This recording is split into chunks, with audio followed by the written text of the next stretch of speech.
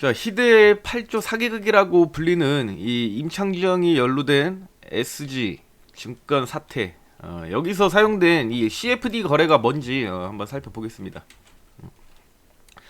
일단 내용은 뭐 계속해서 제가 올려드리고 있고요. 자, 일단 이 CFD란 뭔가 자, 차액 결제 거래라고 합니다. 그냥 쉽게 말해서 그냥 신용 거래라고 생각을 하시면 됩니다. 아주 쉽게 신용을 가지고 매매를 하는데 이게 우리가 선물 거래하듯이 레버리지를 2.5배만큼 투자가 가능해요. 그렇기 때문에 이 임창정이 인터뷰에서 얘기를 했죠. 30억을 샀다. 근데 실제로는 84억을 산 거다.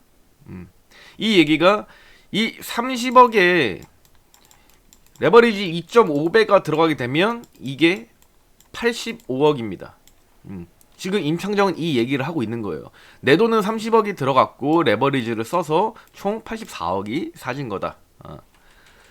자, 그래서 이 CFD라는 게 제가 아까 그 일부에서도 얘기를 했지만 이 레버리지가 사용이 가능하고 그리고 기업 가치가 좋은 종목들을 사용하기 때문에 증거금도 낮다.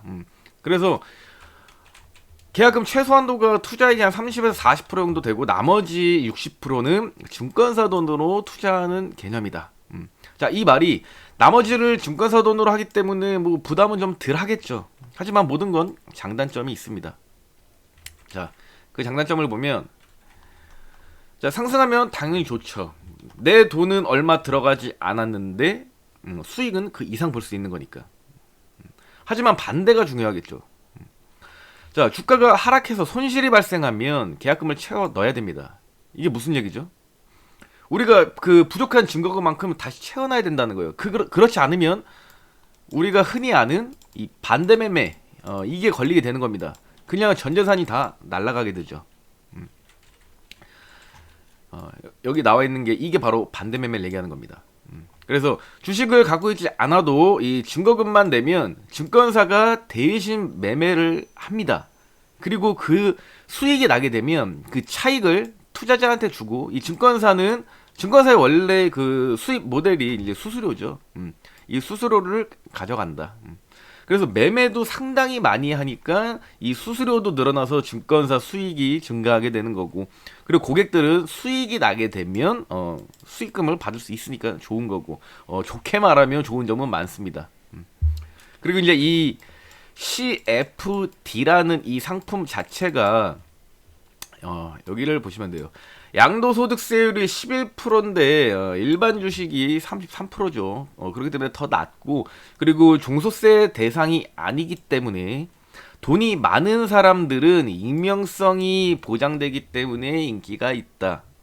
근데 이게 대충 이렇게 쓱 보면 좀 불법적인 느낌들이 좀 있죠.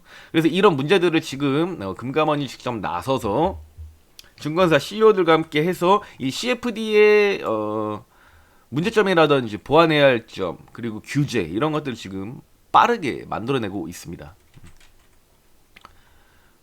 그래서 일단 유튜브에다가 영상은 두 개 다 1편, 2편 해서 다 올려뒀고요. 이거 들어가서 보시면 되고,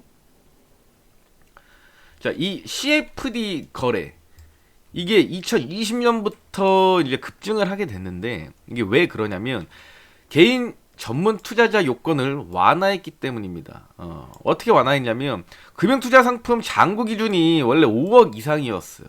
그러니까 5억 이상인 사람들만 할 수 있었는데 5천만 원 이상으로 10배 낮아진 겁니다. 그러니까 문턱이 낮아지니까 누구나도 들어가기가 쉽겠죠. 그래서 이 CFD에 거래할 수 있는 전문 투자자 등록 건수가 엄청나게 2년 만에 7.3배 이상 급증할 정도로 인기가 상당했습니다. 물론 이 고액 자산가들 기준이겠죠. 그리고 이제 거래액도 보면은 2019년도에 8조 4천억이었는데 뭐 1년 만에 거의 31조가 되고, 그리고 2년 만에 70조가 넘어가게 됩니다. 이거 뭐 개인 투자자 자금으로는 뭐 말도 안 되는 금액이죠. 그러니까 그만큼 이 공인들, 뭐 연예인, 뭐 의사, 자산가들 이런 사람들 위주로 자금을 엄청나게 끌어모았다라고 볼 수 있습니다.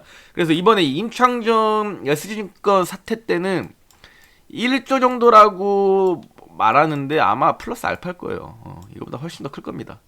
여기에 추가적으로 기존 개인 투자자 물량까지 하면 이게 하락이 나오고 이 중도에 뭐가 있죠? 투매가 발생합니다.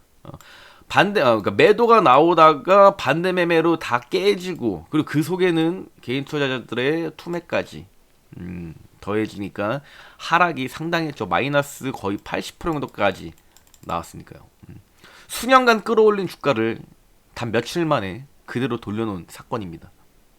그리고 그 중심에 임창정이 있다는 얘기인 거고요.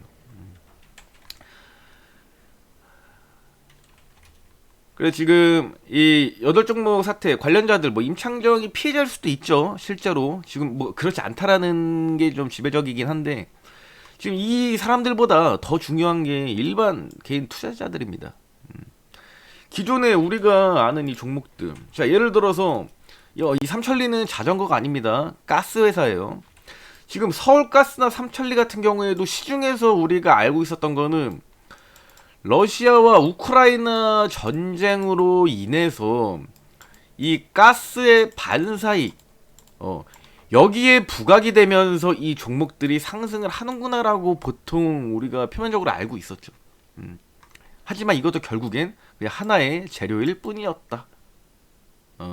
결국엔 주가를 올리고 개인들을 유입시키기 위한 그냥 방법 중에 하나였구나라고 결과적으로 이렇게 도출할 수가 있겠죠.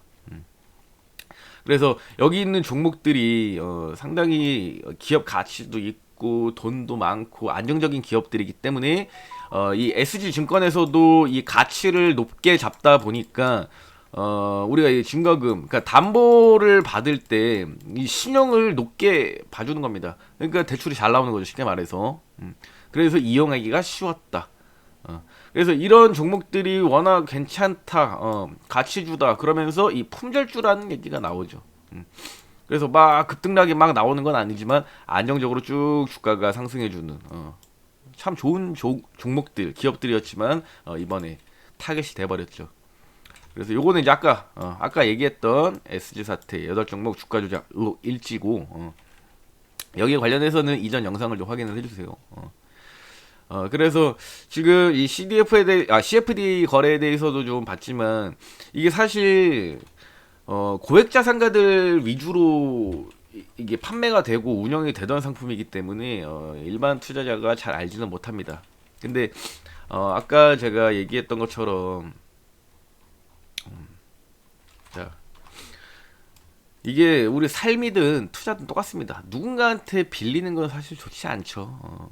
뭘 해도 내 돈으로 해야 하는 거고, 그리고 내가 가진 돈만큼 해야 하는데 레버리지라는 2.5배까지 투자가 가능하다라는 건 상당히 리스크가 큰 상품이다. 그래서 이번에 많은 분들이 CFD에 대해서 알게 됐지만 리스크가 상당하기 때문에 이건 피하는 게 좋다.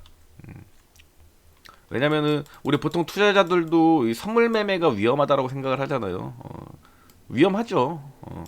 양방향 매매가 뭐 장단점이 될 수도 있듯이 이 CFD 거래도 일반 투자자들은 쳐다보지 않는 게 좋다. 장점도 있지만 그만큼 위험하기 때문에 이런 상품도 그냥 이런 게 있구나. 임창정이 이번에 연루된 게 이런 것 때문이구나. 요 정도만 알고 가시면 될 것 같습니다.